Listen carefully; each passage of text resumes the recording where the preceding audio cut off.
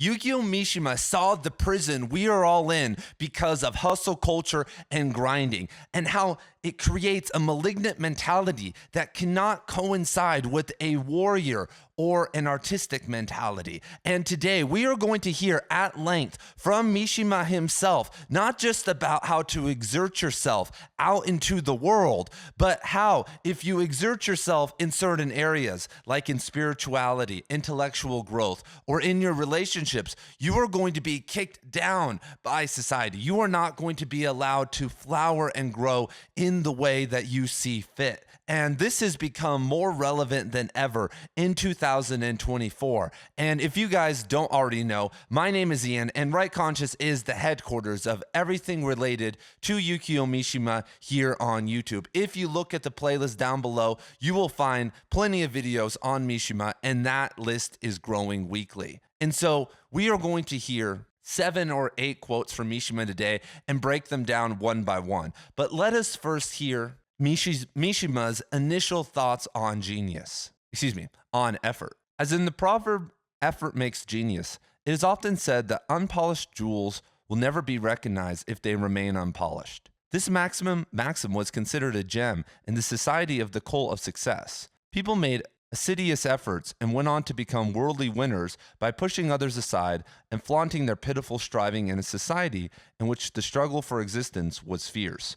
We have not once doubted the value of effort, especially in Japan. So this is a beautiful point by Mishima. What society, I'm sure there have been some, never recognize effort and hard work and personal growth? But because of modernity and capitalism, we have been inundated with the cult of success. Even though we have a higher standard of living, more access to information and activities, a longer lifespan than people in the past, we want more. We want to grind. We want to optimize. We want to listen to David Goggins and work out harder and all these different things. And the biggest religion in America is obviously money. The pursuit of fame and status has corrupted so many men's minds that it's insane. And you guys know those people, maybe at your work, like the ladder climbers, or family members or friends. And it's a little bit odd to recognize, because if one of your friends becomes a born-again Christian, then maybe they stop smoking weed with you or drinking with you, and they have this huge lifestyle change. But in general,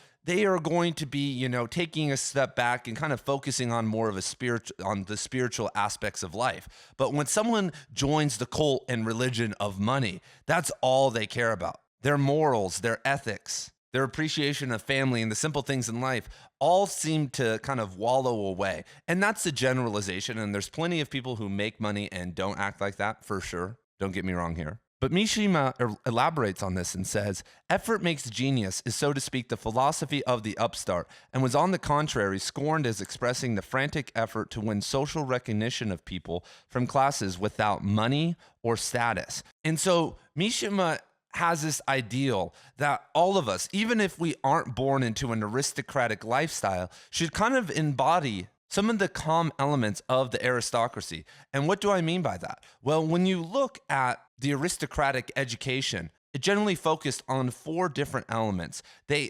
Intellectual education, physical education, like playing all these different types of sports, spiritual education by going to church every single weekend and engaging in theology, and emotional education by kind of maintaining certain values and projecting yourself out in the world in a certain way. But most of the time in the aristocracy, it was looked down upon if you were grinding or putting too much effort out into the world, because you were already a formed human being. And that's what we're going to be talking about a little bit later in this video, after we kind of elaborate more on hear a little bit more from Mishima, that to solve 90+% of society's problems, if we got everyone to a general baseline of mental, physical, emotional, and spiritual education, that would take care of everything. And that baseline isn't very hard away. It's not 10,000 hours away.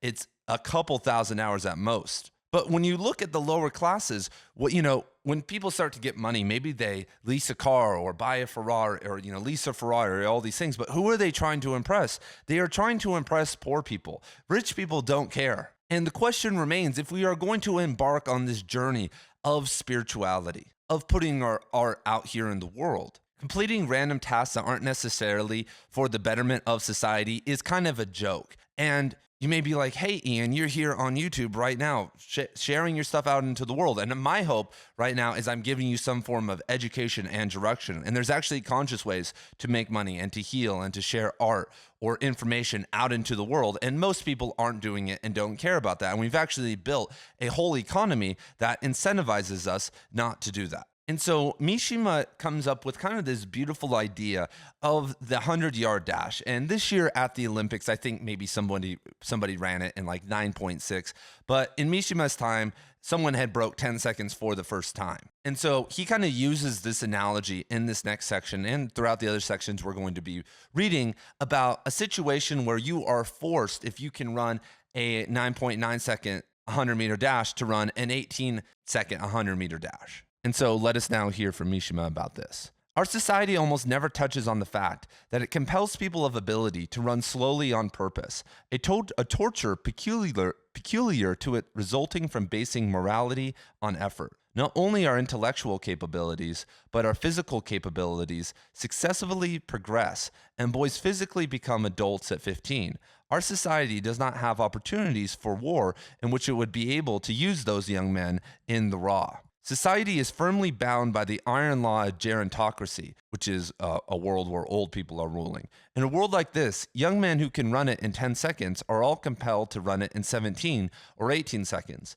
I find herein the other face of the lie of a society that made a morality out of only effort and construction, the power of society to compel human beings to the greatest trials and tribulations. And this is an amazing point that I've never really thought about. At least I don't think about it very often, is that society has progressed. And so if you take someone who understands the limits, who understands where they can go and what has been done before, and you don't let them get there, it's psychological torture. You've all been there before. You've been at work. You've been emotionally stunted or intellectually stunted in so many different scenarios, and it feels like you are going crazy.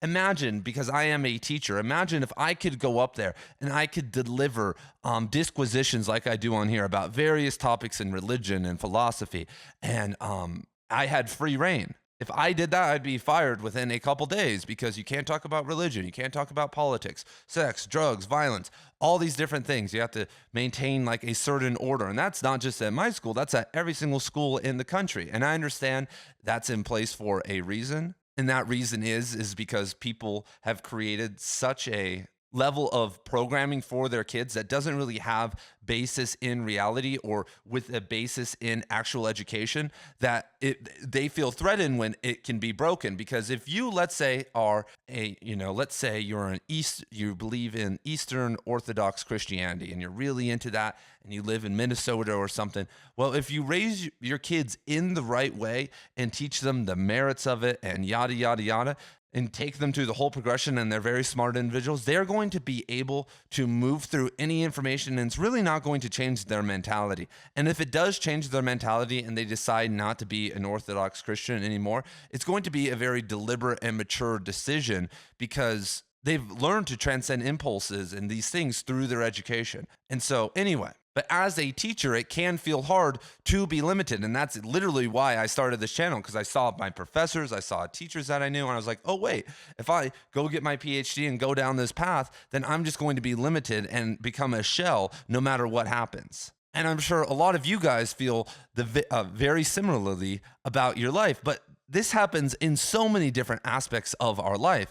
And the only thing that we are told that we can do is grind, hustle, make money, go through these deep trials and tribulations, because effort is our new morality. When you hear people talk about the dog mentality, when you hear David Goggins or Eric Thomas talking about, beast mode and grinding, smart people know what you're already giving up. Obviously, you're sacrificing family time and all that stuff, but that could be gained back.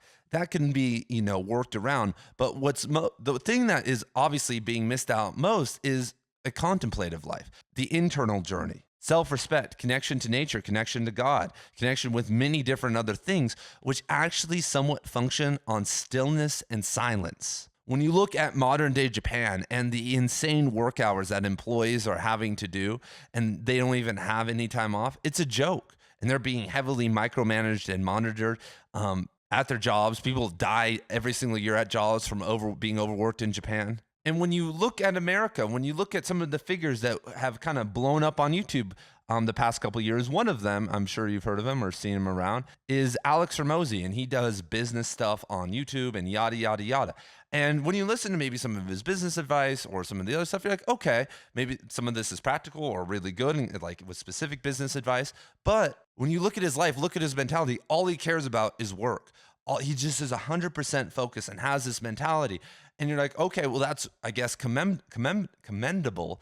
But then when you hear and look at his relationship and how he exists and how he isn't going to have any kids and it's all going to be focused on gaining $1 billion to get $1 billion stake, it just rings very hollow. And I'm like, holy shit, I would rather be poor than do that. And he makes it seem like people are just wired that way. But if you listen to him long enough and you're like, oh, this guy just has father trauma and all this stuff, you're like, oh, wait, this is him just, his trauma got sucked up by the cold of success. And now he's sharing that out to the world, to people who have a very similar problem. Most of us have family trauma. Most of us, a lot of people were raised in poverty. They want to have a better life. And then you see people like this who can shut off their emotions, who can just grind and focus. And that seems wonderful. But we should be focused on the transcendent. We should be focused on these higher ideals.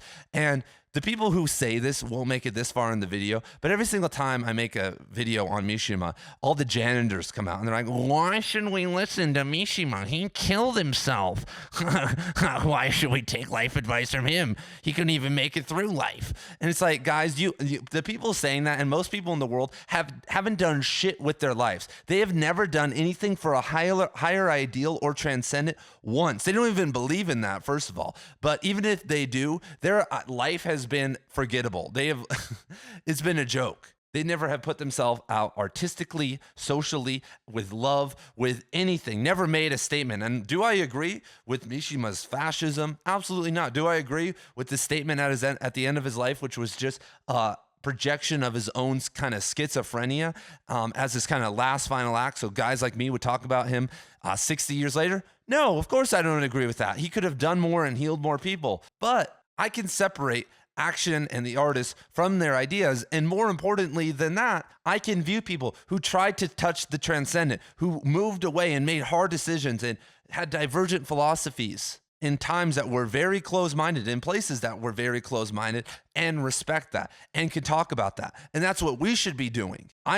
We shouldn't be like, wow, Mishima's such a great role model. I need to be like PewDiePie and do his workout routine and wear a kimono and a headband. It's like, no, you should look at your own life and figure out and maybe apply some of this. And like, how can I touch the transcendent? How can I kind of take a similar path without the schizophrenia, without some of these more malignant qualities?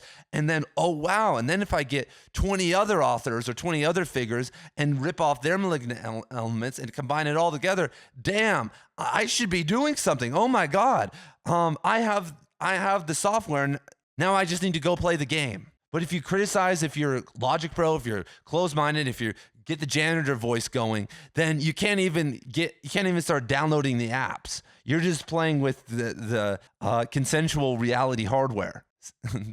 Anyway, so let's talk about it now. We've all been compelled to run slowly in our society. We are not allowed, other than money, to progress. And let's talk about it, because Earl Nightingale in The Strangest Secret, which is like some old personal development kind of classic tape, you should go check it out. Put The Strangest Secret, I'll put a link down in the description below. But in there, he says that society wasn't made for the strong, it was made for the weak. When you look at our life, you wake up, there are literally streetlights and directions. You wake up, you go to high school, go to college, get the job, consummate, get the C-section. Everything is laid out and perfect for you. No, and then you just die later on, usually after 60 or 70. Boom. Not very hard to succeed. It's not this crazy puzzle. Obviously, finding meaning in the world and all that is the hard part, but just actual success and getting a job. Like anytime you drive anywhere, unless someone is homeless living somewhere, they have somehow figured it out. They have food, clothes, and shelter and are making it work. And many homeless people are just addicts or just are non-participants in society or have mental illness. And so they don't necessarily count either. Because in a classic society before fentanyl and all this other, in the hardcore opioid crisis, they would be at least participating in society, even as criminals. But I have a couple more quotes from Mishima, but let's kind of first discuss how we are limited. And there are 4 different ways to educate yourself and grow in society: physical, mental, emotional, and spiritual education. And so let's take an easy one that we've all experienced before, which is intellectual growth. Eventually, if you projected yourself at your intellectual peak at all times out into the world, what would happen? Well, you've probably done it before. You're going to be called a know-it-all. You are going to be kind of scorned and seen as that person. And even worse, you aren't going to have friends because there are people who have and kind of live these logical fallacies and have these false ideas. And we have to limit ourselves at all times, even at your job. Maybe you have these creative ideas or think we could do this or that, or they make you do these useless tasks. You're like, hey, why don't I just do this and read or like relax or something like that? And it's like, no, we have to follow orders. And so we are intellectually limited and actually have been created that way, I think somewhat maybe maliciously, by the state of the public school system, and the structure of it, to just become good taxpayers, to not actually become the fullest potential of our intellectual self. But as I was talking about earlier, so we are nerds, which is funny because I was just talking about nerds yesterday in the Mishima video. And, compared to normal people, we read all these books. But let's take the everyday average NPC out in the world who is just going through life blindly.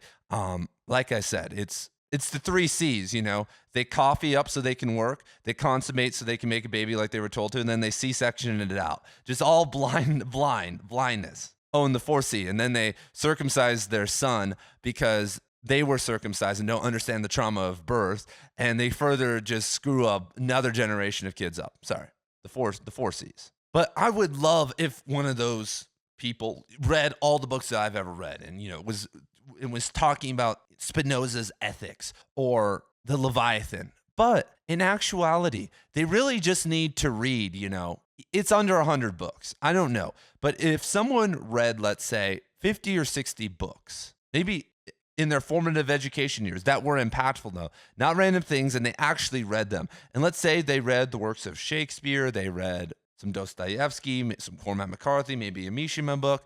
They read some philosophy books, some personal development books, some books on religion. Like they got kind of a very wide tapestry of some of the greatest books of all time.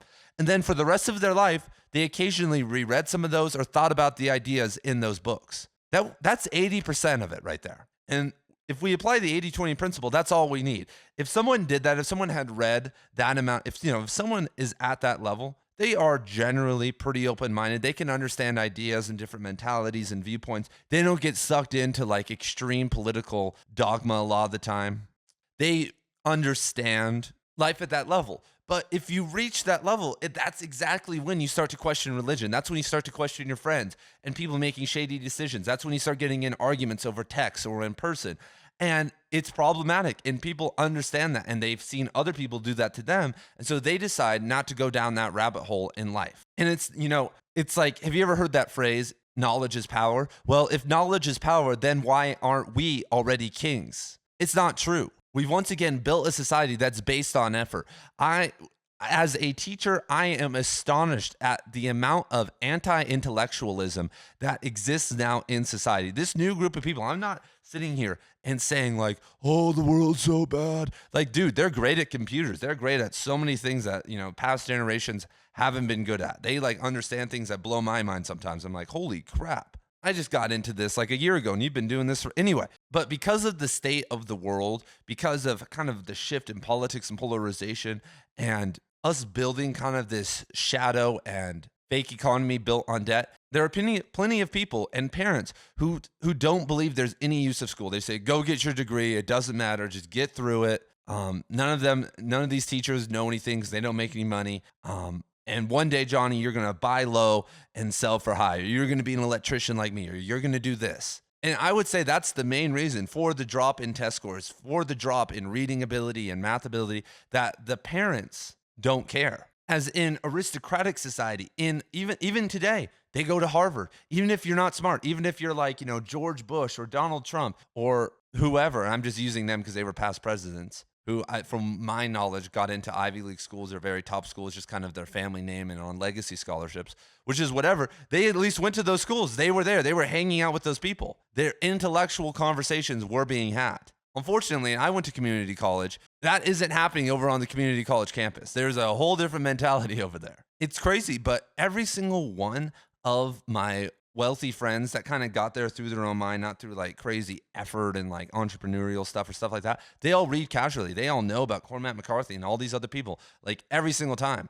But all my friends who don't have any money, they play video games and watch sports. And their parents, most of the time, once again, did not care about kind of imparting the need for intellectual growth in them, because at a job, as a construction worker, as a plumber, there is no need to be an intellect. And I understand I actually have some really cool people out there. I know multiple of the people who are part of my Substack work as welders or out and do blue collar jobs, and that's okay. And it doesn't mean if you work as a welder, that doesn't mean that you can't have a rich intellectual life. Your job doesn't matter, because no one's job really is sitting and reading books all day unless you're a professor or doing something like that. So that is how we are intellectually limited. When we look now at physical limitations, first of all, we could obviously talk about just the amount of obesity in society and how pharmaceutical companies are in line with food companies, and like it all kind of is just long-term game plan to get us sick and so that they can cash out at the end of the road. But for the people who are working out, and like I said, anything is good.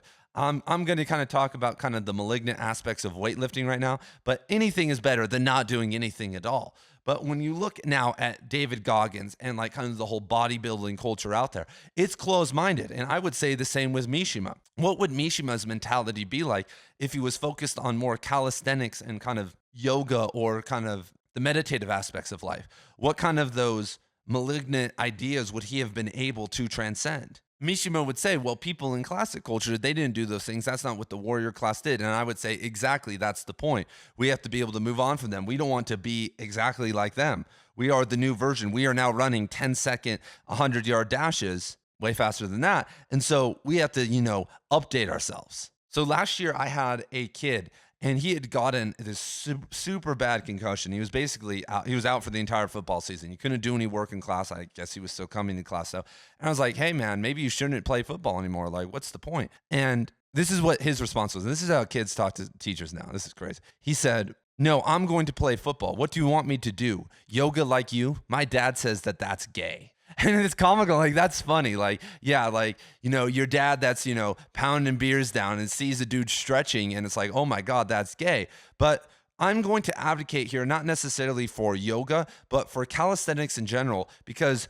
obviously we want to harden. Obviously, when you look at Gymshark and everyone on Instagram and TikTok right now, that is the hustle culture. That is grinding. That is putting on this fake aesthetic that has no artistic, intellectual, spiritual, or emotional backing to it. And it's a hardening of the shell, literally. And I'm not sitting here and saying that you shouldn't strength train. Back, I think in 2016, I released a book that's no longer available. It's available some places, but I took it off of Amazon called Strength Training for Yoga. I was like basically the whistleblower about why people in calisthenics should also be strength training. But the reason you should be doing calisthenics is that when you look at most people in the world, they sit in the same posture all the time. They're literally hunched forward in the same posture. And when you look at yoga, well, I'm just going to call it yoga. You are literally putting yourself in different planes of reality, in different fields of gravity, in contralateral planes, in side planes, and like all these different ways. And that changes your mentality. If you put your body in different axiomatic situations, there's going to be an emotional, spiritual, and intellectual response downstream. And the way we project and exist in physical and objective reality results in our immediate or downstream reaction to that objective reality. If you are living in some horrid environment, it's going to be very hard for you to be a happy person, no matter what that Man's Search for Meaning book tells you. And crudely in the physical realm, there's strength, flexibility, and endurance. And being able to cultivate all three of those things actually does create a mental, emotional, and spiritual response. And going too ham in either of those is bad. I'm sure you guys have met the yogis before that have blown their brains out with yoga. Hey, man, you've met the endurance runners before. That seems sunken and hollow in because all they do is endurance, or like the people who've weightlifted their entire life. But we are limited to grow in those areas because, first of all, there are these traps that if you try to get in shape, people will say, well, it must be nice. Well, I used to be skinny. There's all these like little things like that. The social things, because most of working out and actually looking good or feeling good is actually just diet and nutrition. And the number one reason why people fail at nutrition is not because they don't have the willpower to do it, but because of social reasons. If you have a husband that is unsupportive of your diet and says, come on, babe, let's just go out. And then suddenly you're at the restaurant and you're trying to order a salad, but then there's a plate of French fries or something in front of you. You're probably going to eat it. That's just a human thing to do. If you are at work and they bring the food and everyone's like, why aren't you going to have a donut, Johnny? And you have to explain, well, I'm doing a ketogenic diet, yada, yada, yada. It starts to become hard and suddenly you're much more able to fail. And the only way, once again, it's become acceptable in society is either most of the time, if you're doing it a performative thing for spectacle. When tell people I do yoga, they're like, oh, hey, to pose, let me see. Are you on Instagram? Obviously, if you do running, you're going to be very skinny and kind of have the slim trim fit. If you are, weightlifting all the time, you're going to be built and bulked. But what you should be working out for, first of all, is longevity, performance, and then aesthetics. Really, probably feeling is in there too, and how you feel in the day-to-day. And then aesthetics is at the very bottom. And let's hop back to Mishima right now, because he makes a great point about us being limited. And he says, quote, they pretend to look forward to, and he's talking about retirees, look forward to spending the remainder of their lives in harmless hobbies, like messing with the trees in their gardens. But for them, that means that they want to go on amassing other useless efforts until they die, because they really do not know any way of dealing with the hollowness of a life bereft of effort. But in fact, is not making effort that is most trying. We must understand that the most unnatural trial and suffering as a human being lie in having an ability, but being prevented from using it. And now speaking on that, I kind of want to return really fast to the intellectual aspect, because that's what a lot of us are dealing with as writers. So let me speak to all my writers and artists out there. So we have seen the peaks. I say this all the time, and it's a hard thing to deal with, that when you look at literary fiction, it's at such a high bar that if you want to compete and get into the game, you're going to have to put in a lot of work. And if you're submitting things out into the world that aren't as good, then you're flooding the space and maybe preventing people from actually finding transformative pieces of art. And so you're actually a net negative in terms of, your impact on society. And I've had to kind of come to terms with this also. And someone asked a couple days ago, why would you write a book on poetry when that is the least sold genre that is out there? And it's because with poetry, personally, I feel no ambition. I write poetry by going out into the desert. That's why I live in the desert. If you live in Minnesota or someplace else, it's going to be cold. When it's wintertime, trust me, I've tried. I've lived there. I've tried to write poetry out there. It just doesn't happen, because even if on a summer day when it's 110 degrees, if you get up at 5 a.m, it's 77 degrees and you can go out there and get it done. But there is no ambition. There is no high mark. And people, will say, like, I get comments like, if your book's not good, I'm unsubscribing, janitor voice. And I'm like, guys, I'm not trying to transcend the language poets. I'm not trying to do little word tricks and do all this crazy stuff to prove to you guys that I can do advanced poetry. I am spending time out in nature and bringing in a transmission with very little revision of what I am experiencing out there. And it was crazy when I got into this style of poetry, because I realized how much writing is clouded with ambition. Then when I started to look at a lot of poets and the Chinese poets, and they talked about that all the time. They said that the number one thing that's killing your writing is ambition. And so it's like, damn, there's a whole group of authors behind us who ran a 9.6 with their novels. And if we want to compete with them, we're going to have to train. We're going to have to grind. We're going to have to get a masseuse and do all these and eat good and do all these other random things. And ambition is going to have to be involved, which is okay. And I understand that. But what's crazy is that a lot of these authors that we want to catch up with, Cormac McCarthy, William Volman, David Foster Wallace, and others, a lot of them were not only educated at some of the best schools in the country or had a very great upbringing where they, way better than ours in terms of education. They were also immensely talented individuals. And so the only way that we would ever reach them is a full life dedication, just going 110, sacrificing everything. This is why you see so many authors get divorces and they're overweight or have problems, like the ones who have broken through, who aren't being necessarily supported by MFA programs and endowments. And that's the whole point I've hopefully tried to come at with this literary renaissance, that you need to give up this idea that you are going to get published and that people are going to read your work as the best literary fiction author. You're going to get published by Random House and it's going to sell even 50, 60,000 copies. You're going to have to, on your own, become the king or the queen of your little certain sector of writing, and then share that out with the world, promote that out with the world to the world, and show people that this is a thing. Because if you do that, you can exist without ambition. You can exist without competition. You also don't have to feel like your talents aren't being used, because a lot of you guys, if you have a job, if you have a family, if you are not currently writing right now, you're watching the time slip by. And here I am saying, look, Cormac McCarthy at your age was talented, well-educated, and had already put in 10,000 hours. What have you done? But if you remove yourself from that competition entirely and let the effort come from within, not this optimized Andrew Huberman, Alex Hormozy mentality, then something beautiful is born. And we are limited in that sense, because when you look at the high bar, people never want to try. Like, if I told you right now, hey, even when you were 15 or 14, like, hey, you could be, why don't you try to break Usain Bolt's record? You'd look at that and be like, holy shit, even if I could, that'd be so hard. I would have to dedicate every single moment of my life to that. And so this is the same thing that happens to authors. There are countless of you out there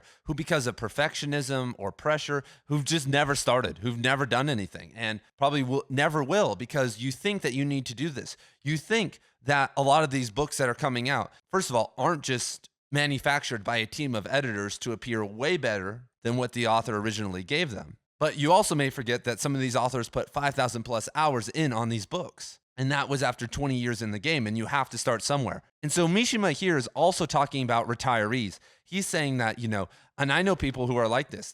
My dad tells a story about this guy who he knew growing up, and when he retired, like 3 months later, he shot himself. And apparently it was because he just realized that his life was empty and there were no more efforts.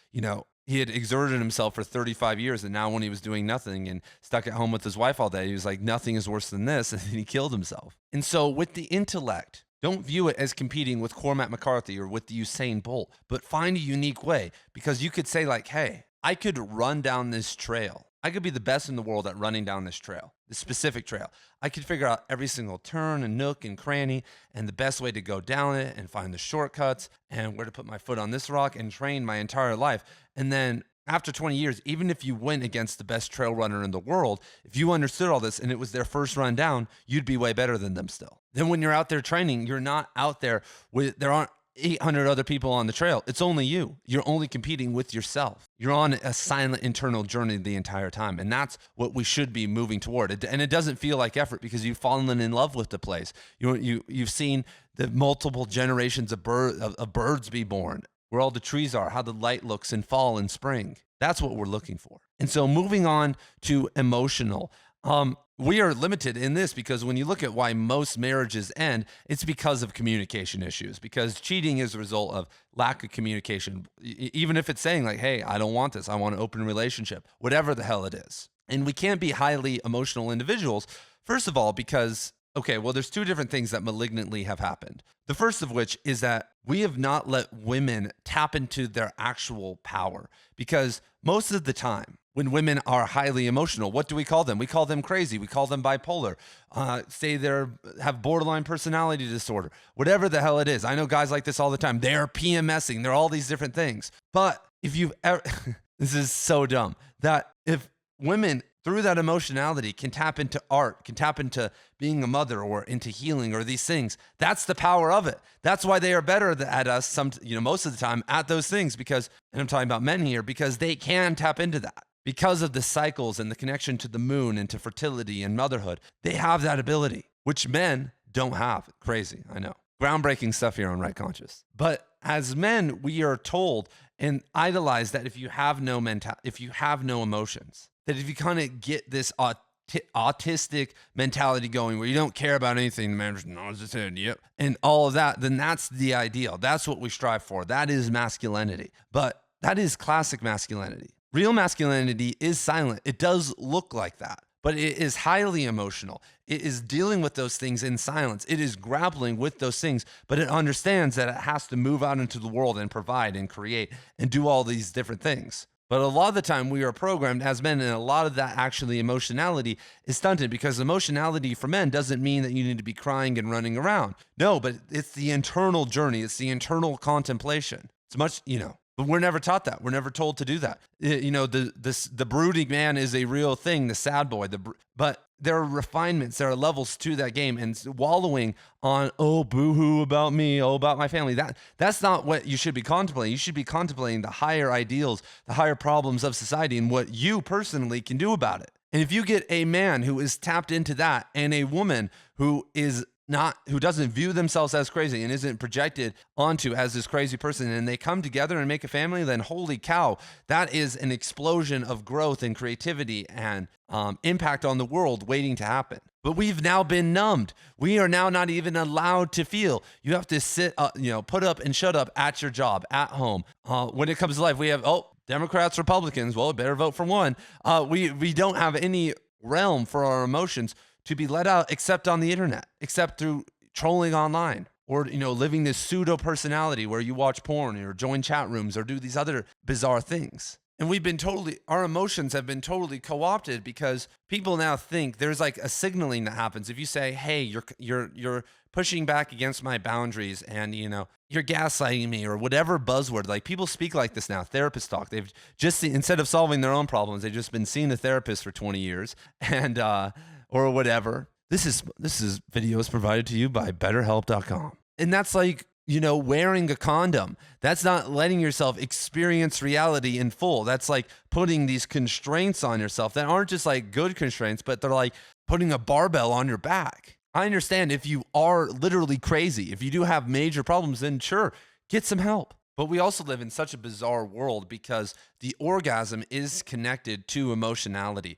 When we look at that, it's like when you look at the passion of an early relationship and what's happening, you're having all the sex and eventually that wears off. And that's why studies have shown really around the 4-year mark is when divorces happen the most because the honeymoon phase wears off. And that's because, and you can see this in rats, that the man orgasms and starts to feel more detached and the woman wants to feel cared for more and they move in opposite directions. Most people in the West haven't figured out that an orgasm has nothing to do with love, that sex is possible without orgasms and connection, that you can orgasm without ejaculation. You can connect with people very deeply without it being a conquest, without being a conquistador of all these random women. It's like mind-blowing. And what's crazy, it is though, because so many people are hollow, so many people are porn addicts, so many people are unhappy in their marriages.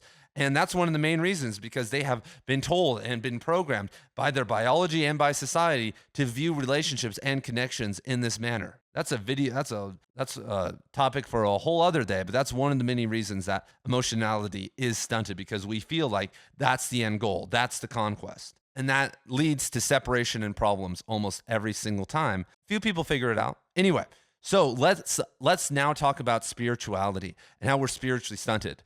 And this one is probably pretty obvious to a lot of you guys that 62% of Americans are Christians. How many of them are actually real Christians and not like fake ass Christians? Who knows? But 62% of people identify as that in America. And so first of all, if you are a pagan or if you are doing something different other than being an atheist, the atheists and the Christians look at you and are like, what the hell is wrong with you?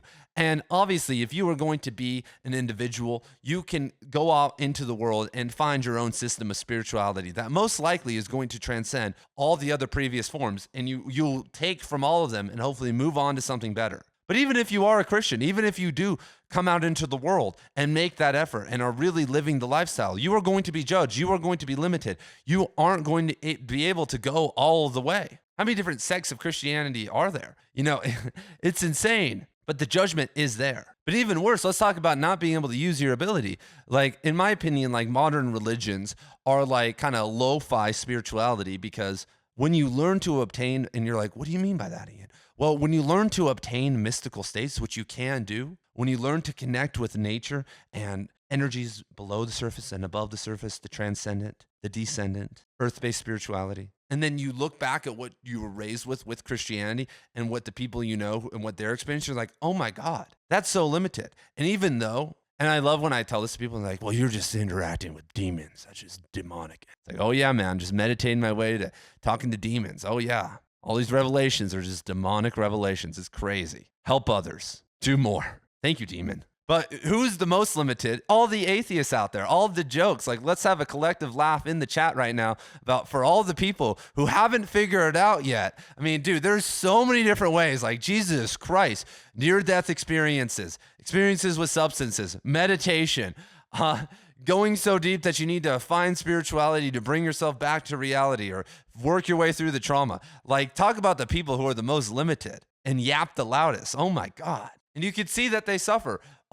It's so funny, man. Like, I know it's generalizations and there's always exceptions to the rule. And people are like, give me the anecdotal information. I'm a fact checker online in the comment section. It's like, dude, sit the fuck down. Like, I can observe reality. It's crazy that you can generally go out into the world, and if you we're getting mind-blowing material.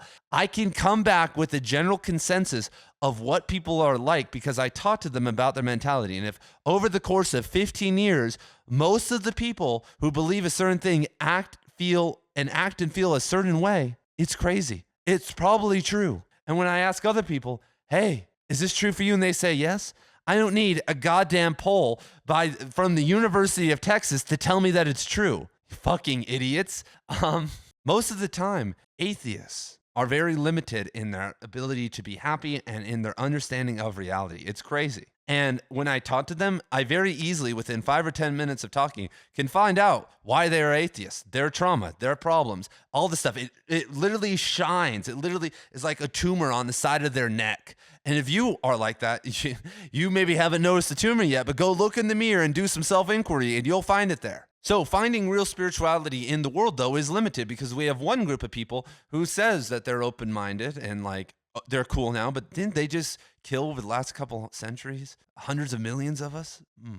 That's not you. That wasn't you guys. That was the the bad one. That's not because the axiomatic hierarchical nature of the text that builds people into that. No, sorry. And then we have the people who don't believe in anything, and so there's judgment all around. It's not easy to be spiritual, to make an effort, to go, because you got to think about it. What's the level? That's what I'm saying. Like, the level isn't not believing in anything. The 9.5 100-meter dash isn't Christianity. It's not believing in a bunch of nothing. It's the highest level of obtaining mystical states in reality and functioning still as a human being. That's the being the Cormac McCarthy of spirituality, the McLaren of spirituality. And religion is so crazy because, like, I could put a dude who weightlifts, right? I could show like, hey, this guy is like this Mr. Olympia, or this guy, has a 700-pound deadlift. And we're like, yeah, that's the level, right? Of like physicality, or like, whatever person, John Jones or whoever. And same with the intellect or with art. We can like, hey, look at these people. Like, they are objectively really good.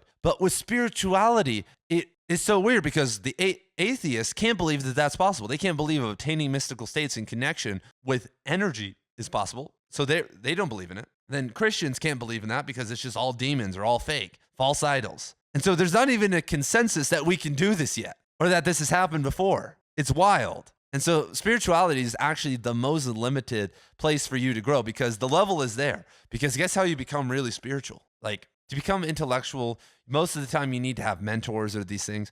But, the people in the spiritual realm, most of the time, maybe they have a couple mentors along the way, but it's mostly alone, mostly out in the woods, mostly without record. When you look at a lot of the best monks and people all throughout history, and even sometimes Christian monks, it's not quantifiable what they've done. They can maybe try to show us through words, but if you've ever engaged in the acquisition of mystical states and sitting in emptiness, and you're like, okay, I'm a novice. Maybe I've put even a couple thousand hours into this. What was the dude that's been doing this since age 5 and dedicated his entire life to it? What was he experiencing at age 85? Holy cow. Because it's already mind-blowing. It's already earth-shattering at the beginning level. So we need to transcend these limitations, everyone. We don't need to, but it doesn't have to be with effort. It doesn't have to be a grind. Obtaining spirituality is not a grind. Obtaining physical fitness doesn't need to be a grind. If we hit the 80-20 mentality, if every single human on this earth hit that baseline, what would the world look like? It would look totally different. And the question to ask yourself is, why are we being prevented from doing that? And when you answer that, you will start to understand a lot about psychology, politics, and about what you personally need to do to make a change in the world. So thank you guys for being here. I am checking out, and I will see you in the next video.